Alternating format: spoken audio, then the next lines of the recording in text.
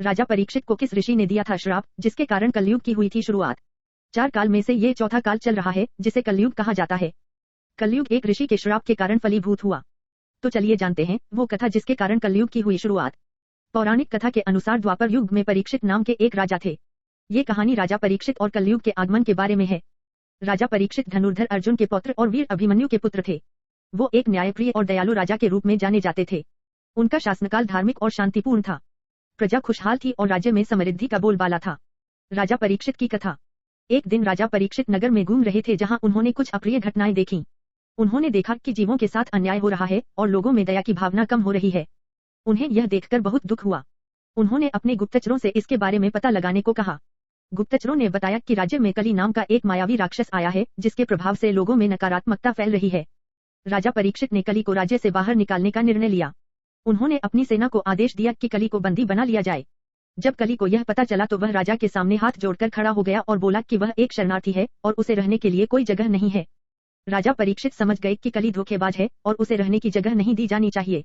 उन्होंने कली को राज्य से तुरंत निकल जाने का आदेश दिया। जब कली ने देखा कि राजा पर उसकी बातों का कोई प्रभाव नहीं हो रहा है, तो उसने अपना असली रूप दिखाया और कहा कि वह कोई साधारण राक्षस नहीं बल्कि एक युग है। उसने कहा कि उसका नाम कलयुग है और अब उसका समय आ गया है। ब्रह्मा जी के नियम के अनुसार उसे स्थान देना ही होगा। कली की मांगे राजा ने की पूरी। राजा परीक्षित धर्मराज युधिष्ठिर के पौत्र थे और उन्होंने अपने दादा से धर्म के बारे में बहुत कुछ सीखा था। वे जानते थे कि किसी भी युग को पूरी तरह से रोका नहीं जा सकता है। इसलिए उन्होंने कली को कुछ सीमित जगहें दी, जैसे कि शराब घर, जुआन घर, कसाईखाना और वेश्यालय। कली ने राजा का आभार व्यक्त किया, लेकिन फिर कहा कि उसे रहने के लिए एक अच्छा स्थान भी चाहिए। उसने कहा कि ये सभी जगहें सीमित हैं और उसे कोई चमकता हुआ स्थान चाहिए। राजा परीक्षित ने कली को रहने की जगह दे दी। जैसे ही राजा ने कली को सोने में स्थान दिया, कली तुरंत राजा के सोने के मुकुट में जा बैठा और राजा की बुद्धि को प्रभावित करने लगा। एक दिन कली के प्रभाव में आकर राजा परीक्षित शिकार पर गए और एक हिरण का पीछा करते करते बहुत दूर वन में पहुंच गए। वहां उन्हें भूख और प्यास लगने लगी। भूख प्यास से व्याकुल राजा को एक आश्रम दिखाई दिया, जहां ऋषि शमी तपस्या में लीन थे। राजा परीक्षित को आया क्रोध।